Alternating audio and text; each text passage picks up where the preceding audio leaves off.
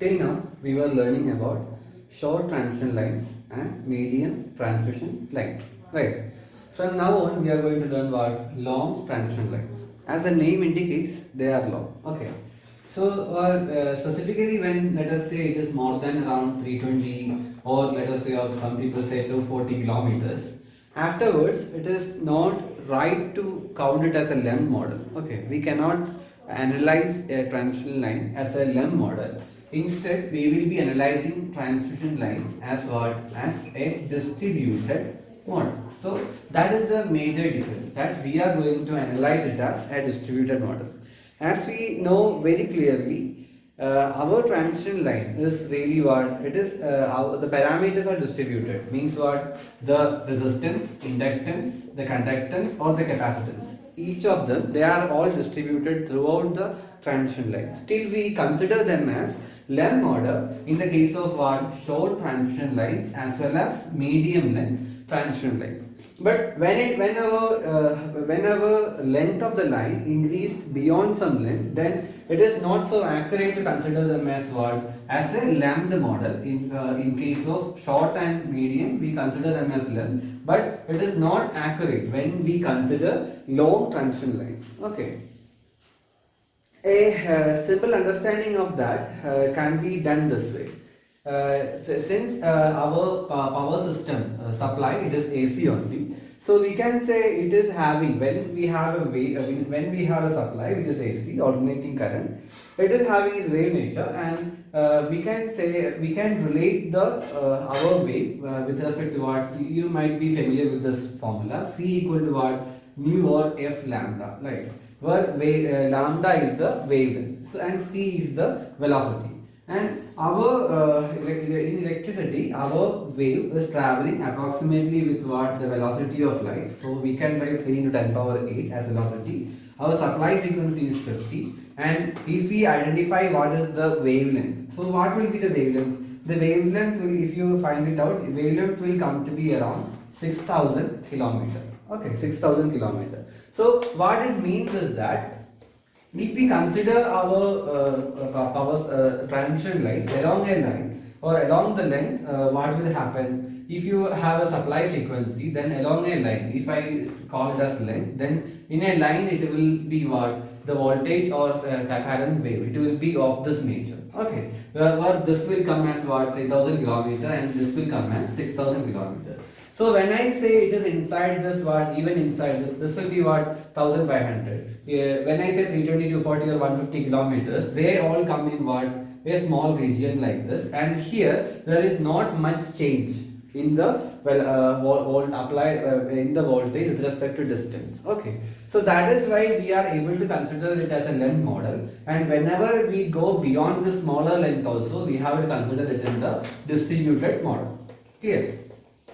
So that is our basic understanding here. And now when I say distributed, your impedance as well as admittance of the line, that is distributed all throughout the line. Okay, let me draw a general figure here. We can draw our figure this way. Okay, let us say we have a generator at one end. Okay, and this is our sending end, and we have a model like this. Okay, and this is what? This is our load. This is our load, and it comes back like this. Okay. It comes back like this. So this is our general model that we are representing all throughout, right? So now let me mark the sending end voltage as well as the receiving end voltage. So what is sending end voltage? So here comes the sending end voltage, right? And this is what? The sending end current, right? So similarly here is what? The receiving end current, and here is the receiving end voltage. Okay. Now we will not draw resistance, inductance and all, or we will not draw the impedance and admittance parameters, because they are all distributed all along the transmission line. So that is receiving end voltage, this is sending end voltage, this is what? Sending end current, and this is my receiving end current. Now we are getting into our analysis. Okay, and so we are getting into our analysis, and for that, let us consider a distance x. Okay, at a distance, let us say at a distance x. Okay, we will mark it here. At a distance, particular distance x, let us say our voltage phasor, we call it as V. Okay, at a distance of x, we are calling our voltage phasor as V, and the current flowing through it is, let me mark it as the I. Here, that is my x distance. So at a particular elemental distance what of dx, let me mark the small distance between them. Okay, let me mark it as dx. After a particular distance dx, what will happen? As you are aware, from the sending end, let us consider, from the sending end, Vs will be higher and Vr is smaller because some drop is happening in between the generator and load. So if you consider that way, let us assume that the voltage after a distance of x plus dx, let it be what? The voltage after a distance of x plus dx, let it be V plus dV. Okay, and the current flowing also. Current is what? Let us say if sending end current is coming like this, some current is flowing through the admittance. So because of that, the current flowing at a distance x plus dx, let me mark it as I plus dA. I think you are getting an idea. Right. So here we are considering that you have your capacitance or admittance branches all around the transmission line, as well as we are also considering that you have your resistance and inductance branches all around the transmission line. That is why after a small elemental distance you have a difference in your voltage as well as current.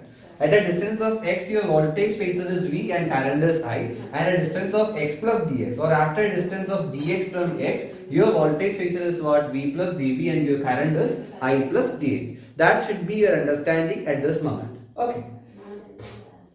So with that understanding, I think I am going to erase this thing and getting into the mathematics of this. I think you will be able to hold with me, right? So once again I am telling you, at a distance of x from the receiving end, your voltage is V and your current is I, and after an elemental distance dx, means x plus dx, your voltage is V plus dV and your current is I plus dI. Now let us get into the mathematics.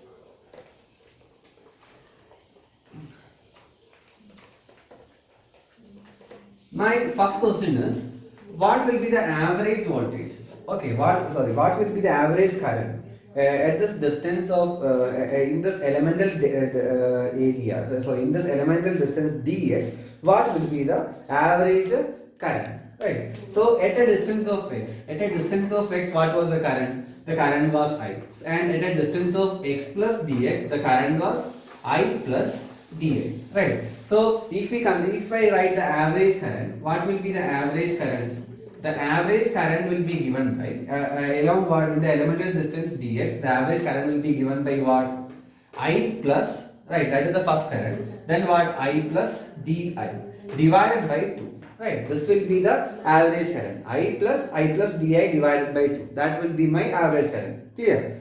Now, if one more thing, important thing here is that per distance, where we define the impedance and admittance of the line already, and small letter z and what? Small letter y. In terms of small letter z and in terms of small letter y, we already have defined the impedance. This is what? This is the impedance per unit length, and this is the admittance per unit length. Small letter z is the impedance per unit length, y is the admittance per unit length. So over a particular length, you can multiply with that length to find out the total impedance as well as total admittance. So similarly here, I know the average current through that elemental length dx, which is what? I plus di by 2.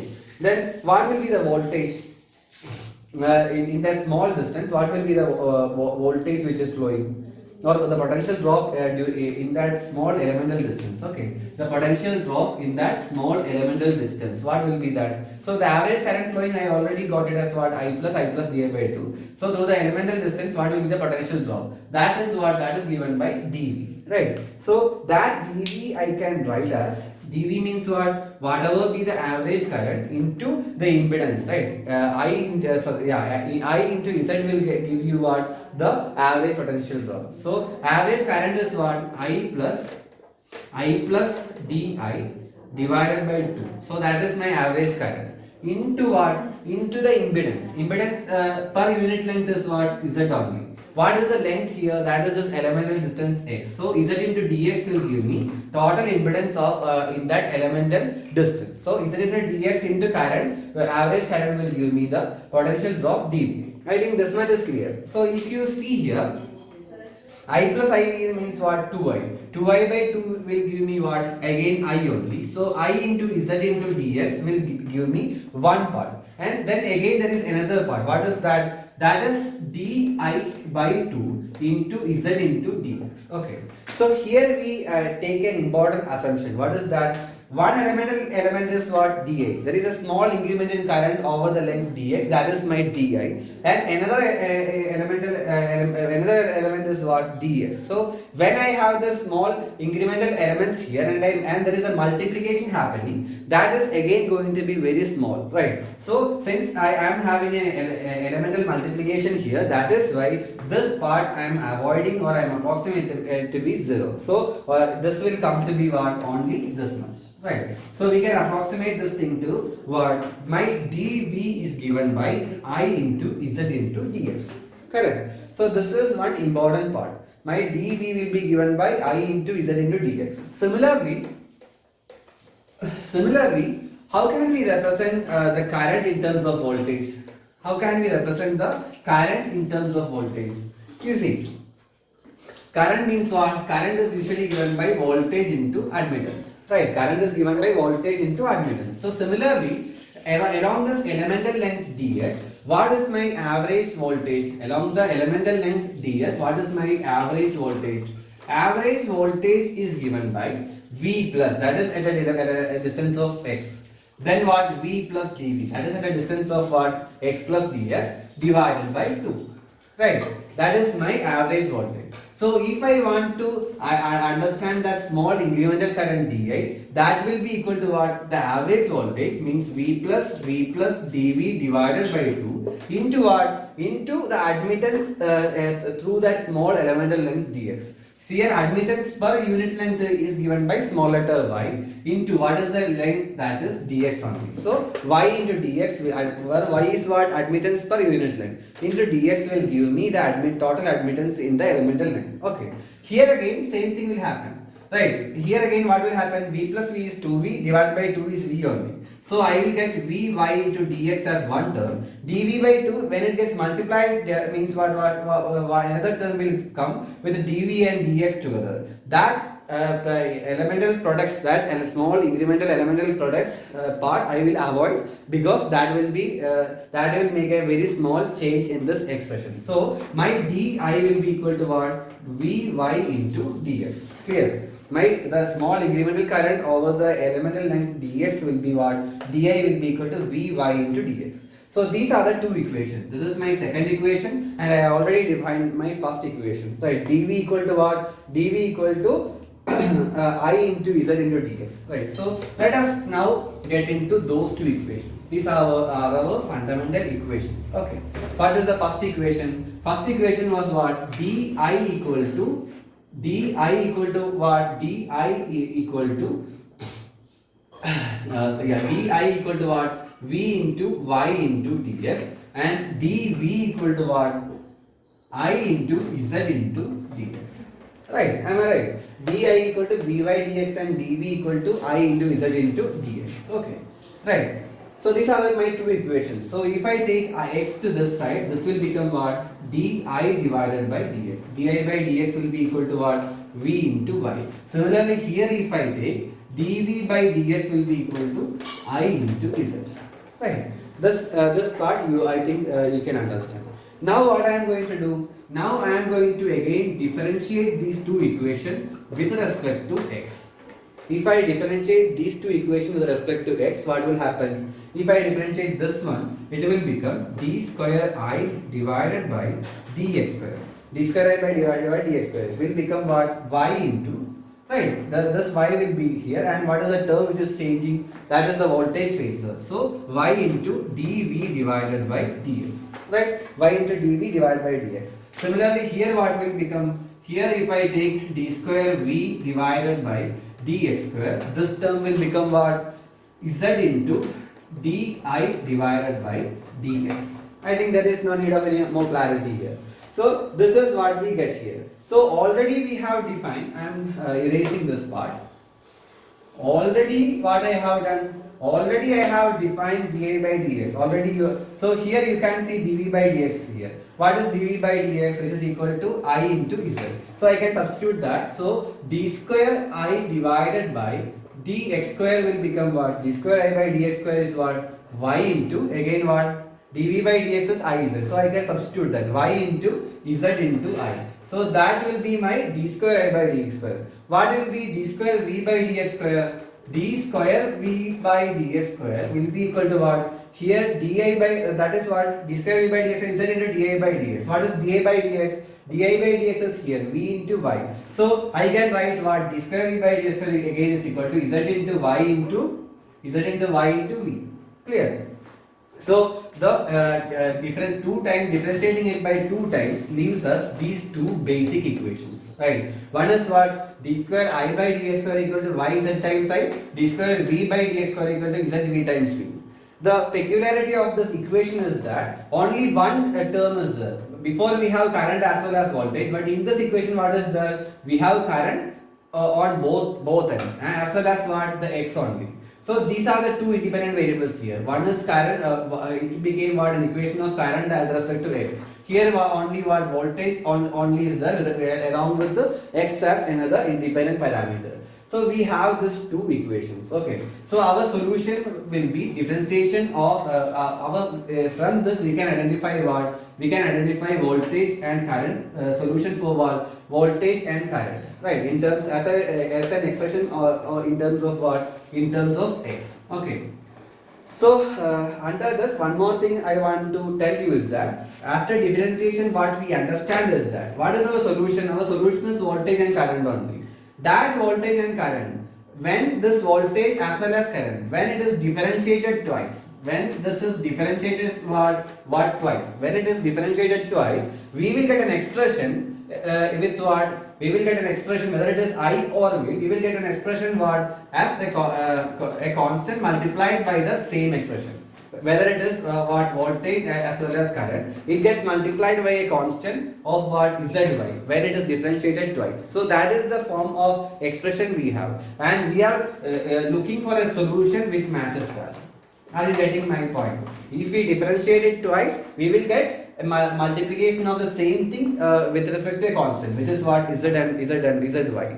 So that is what we are looking for, and you are quite familiar with that kind of a solution in mathematics, which is what? Sum of exponentials, right? So that we will look into now we will look into.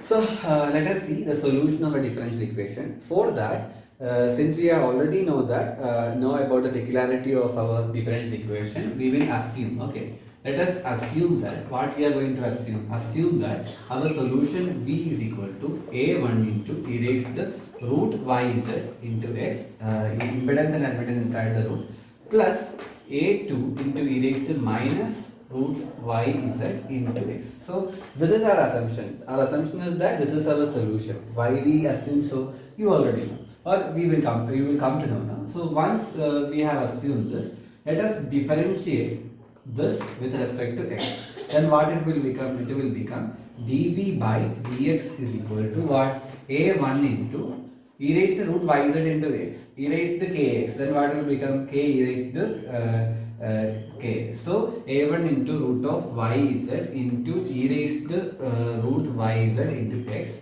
plus what?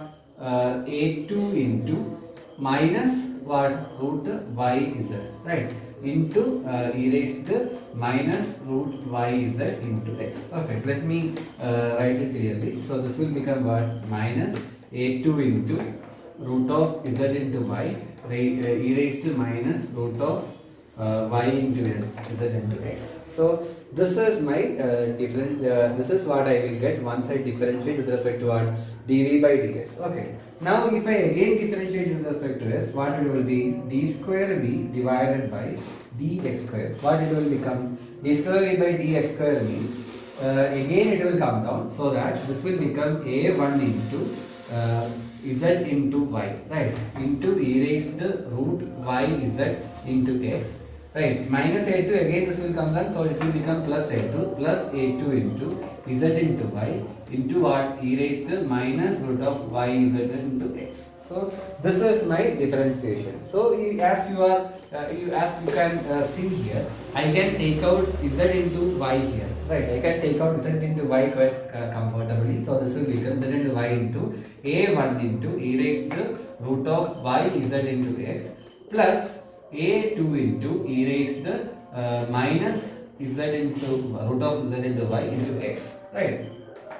So this is what a1 e raised to root yz into x plus a2 e raised to minus zy into x. That is what, that is my potential v here. So when I assume the solution, I have got whatever we just looked into. When I differentiate it twice, you will get the same thing as with a multiplication of what? Z into y. So this is an acceptable solution. V equal to a1 into e raised to root yz into x plus a2 e raised to minus yz into x is an acceptable solution. Right. So once we have this, once I am having this, let me take out this. Okay, once this is accepted, then I can similarly find out what? I can similarly find out the equation for current also. This is accepted for potential, right? So I think you might remember dV by dx is what? dV by dx is given by I into z.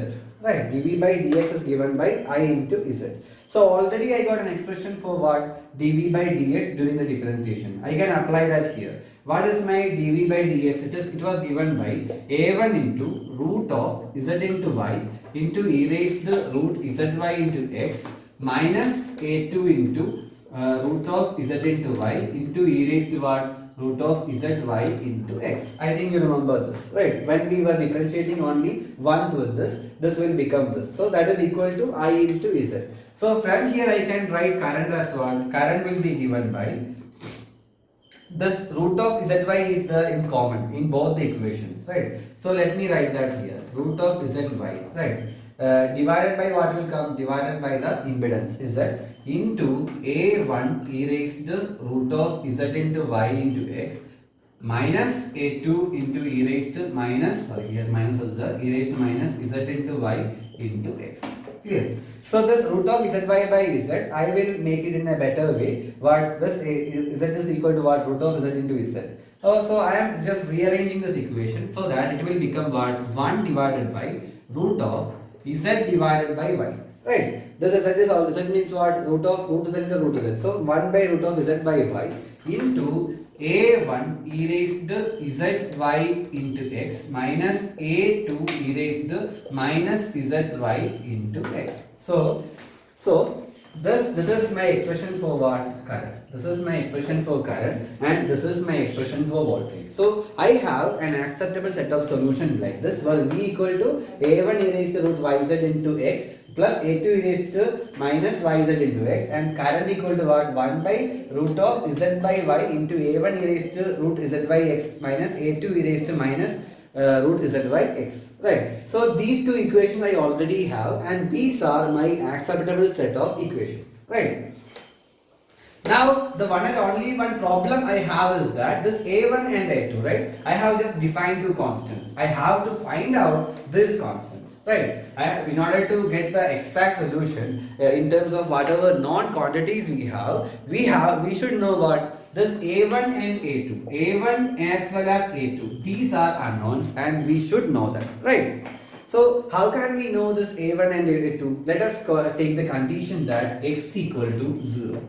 What is meant by x equal to 0? X equal to 0 means, I think you remember the figure which I drew first. X equal to 0 means what? My voltage V will be equal to VR, or I am at the receiving end, right? At the receiving end x equal to 0. Then at a particular distance you have x distance. So at receiving end x equal to 0 means I am at the receiving end, V equal to VR, and current I equal to what? I will be equal to IR. So if I use this equation in the voltage equation, what was voltage equation? Voltage equation is given by a1 e raised to root zy into x plus a2 e raised to root zy into x minus a raised to minus root zy into x. So in this equation, if I apply x equal to 0, what is my voltage? Voltage is VR only. What is VR? VR is given by A1. Since this is 0, e raised to 0 will become 1. So A1 plus A2. VR will be equal to A1 plus A2. Similarly, I have an equation for what? Current also. So what is my equation for current? What is my equation for current? I is given by 1 by this root of z by y, right? That root of z by y, that term I am taking as what? ZC. I will tell you what it is afterwards. So 1 by ZC into A1 e raised to root zy into x minus A2 e raised to minus root zy into x. Right. In this equation also I am applying the same condition, that what? X equal to 0. If I apply the condition, this will become what? IR only. IR will become equal to 1 by ZC, where ZC is what? Root of z by y into A1, this will become 0. So A1 minus A2. So you have two equations here, then you substitute the value of x equal to 0. So what are those equations? I am just directly taking that, okay. What are those equations? What are those equations? One is, in terms of voltage, I can write as A1 plus A2 is what? That is equal to VR. That is my first equation. Second equation is 1 by ZC into A1 minus A2. So if I have one A1 minus A2, what I will do? I will just multiply it with respect to ZC. So that this ZC will get cut and it will get added here. So IR into ZC, right? So A1 plus E2 is VR and A1 minus A2 is VR. So you know how to solve this set of equation. You have what? You have two unknowns A1 and A2, and you have two known things here. What? VR is known and IR and ZC also is known. Once you know the sending end voltage and sending end current, as well as what? The Z and Y parameters. So that is known now. So if I add as well as subtract, you will get what? A1 and A2. If I add, what happened? 2A1 it will become. So in terms of, if I want to write in terms of A1, what will become? A1 will be equal to VR plus IR into ZC divided by 2.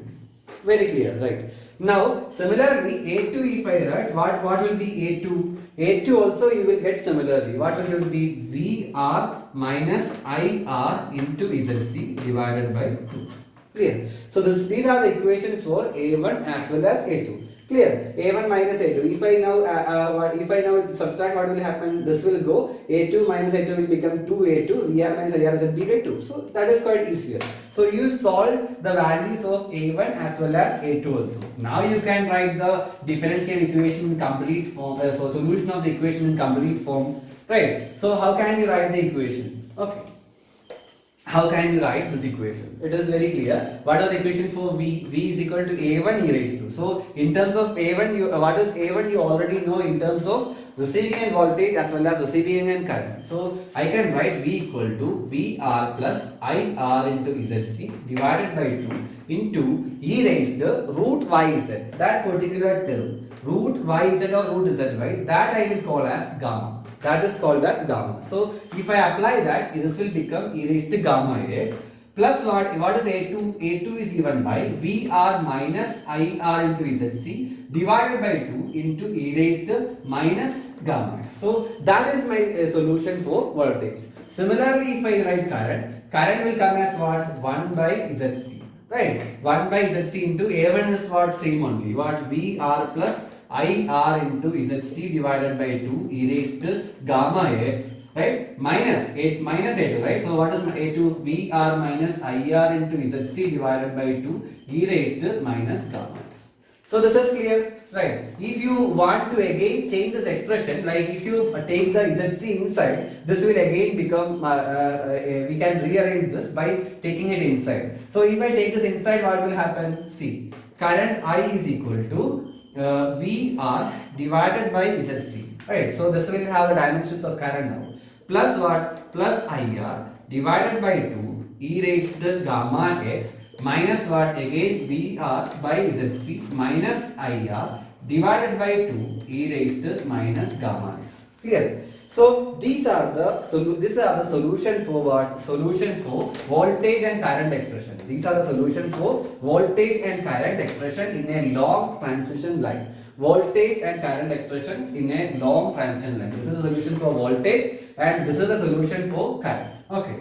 So in the next lecture, we will get into the interpretation of these equations. Okay. And before leaving, I want you to familiarize with these two terms. As I told you, ZC is what? ZC is called as the characteristic impedance. ZC is called as the characteristic impedance. Okay. We will get into that later. Then gamma is called as the propagation constant.